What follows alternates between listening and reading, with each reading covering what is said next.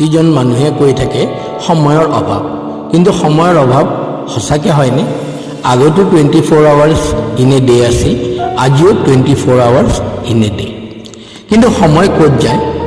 আমি বেছি সময় ছ'চিয়েল মিডিয়াত অতিবাহিত কৰোঁ। এতিয়া অলপমান কমাই দিয়ক ছ'চিয়েল মিডিয়াত।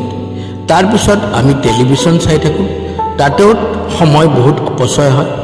এই সময়খিনি আমি কমাই দিব পাৰোঁ। আৰু ডেইলি প্লেনিং কৰি কামখিনি কৰিলেও আমাৰ বহুত সময় ৰাহি হয়। এই যদি আমি ডেইলি জীৱনত এই তিনিটা কাম কৰোঁ, তেনেহ'লে আমাৰ সময়ৰ অভাৱ নহ'ব আৰু আমি বহুত সময় পাম। 1 নম্বৰ, ছ'চিয়েল মিডিয়াত কম সময় দিব লাগিব, টেলিভিশ্যন কমকৈ চাব লাগিব আৰু ডেইলি প্লেনিং কৰিব লাগিব।